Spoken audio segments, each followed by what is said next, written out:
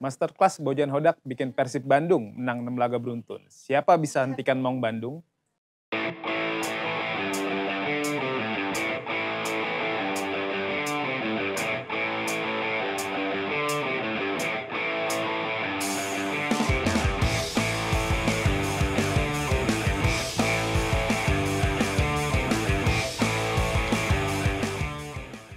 Rentetan kemenangan yang tengah dinikmati Persib Bandung menjadi bukti nyata tangan dingin pelatih asal Kroasia Bojan Hodak.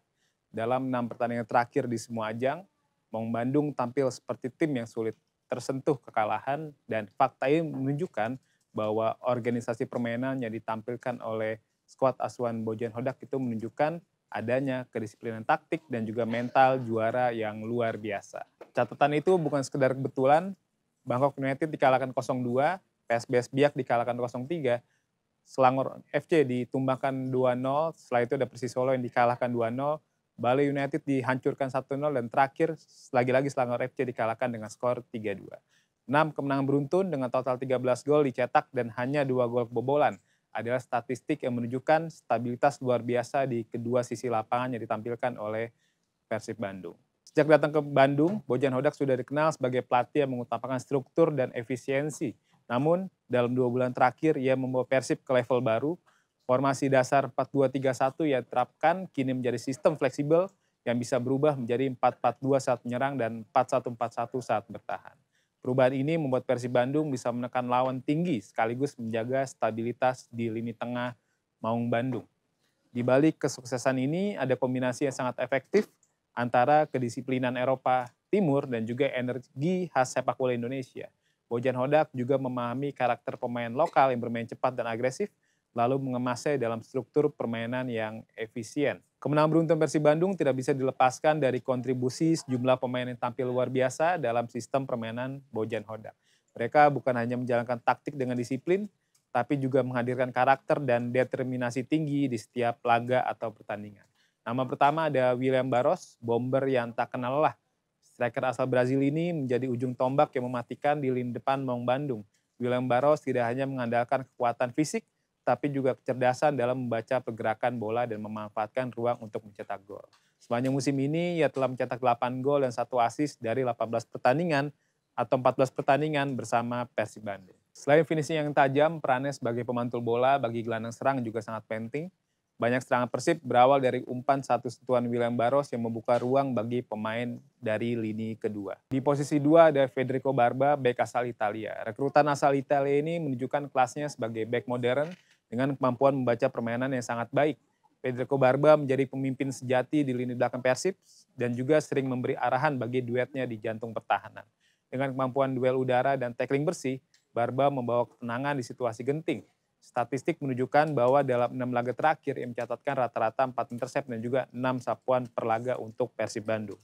Dan juga dia juga hanya 1 kali kalah dalam duel udara dalam 5 match terakhir. Setelah Barba di posisi 3 ada Teja Pakualam.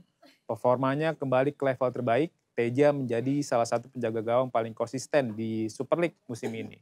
Dalam 6 laga terakhir bersama Persib Bandung, ia mencatatkan 5 clean sheet, termasuk penyelamatan krusial saat melawan Bali United dan juga Selangor FC. Selain refleks cepat, Teja juga lebih berani mengatur lini belakang dan mendistribusikan bola ke sayap dengan akurat, sesuai instruksi Bojan Hodak yang menginginkan build up dari bawah berjalan tenang dan juga efektif.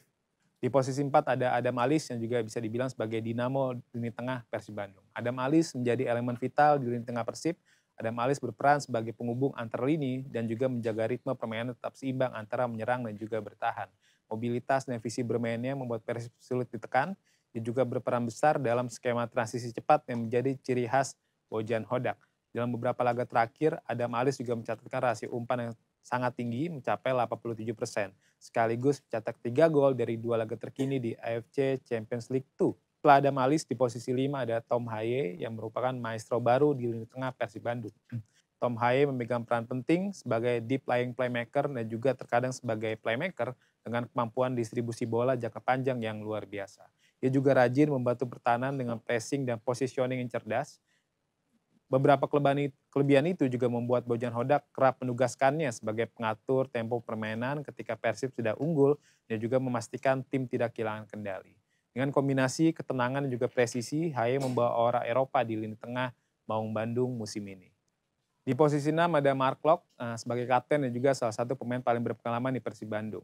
Mark Klok tetap menjadi figur penting di lapangan dan juga ruang ganti. Peran leadership-nya membuat struktur permainan Persib lebih solid musim ini. Di lapangan, Klok berfungsi sebagai anchor midfielder yang melindungi lini belakang dan juga menjadi penghubung antar lini. Ia juga punya kemampuan mengeksekusi bola mati dengan akurat, senjata yang sering menjadi pembeda dalam permainan ketat Persib Bandung. Di luar aspek teknis, Klok adalah sosok yang menjaga semangat juang tim tetap tinggi, terutama di laga-laga berat, terutama saat main di kandang lawan. Selain itu juga Bojan Hodak yang dikenal memiliki strategi yang terukur. Salah satu kunci mengapa Bojan Hodak sukses di Persib adalah kemampuannya memanajemen beban laga dan juga rotasi pemain.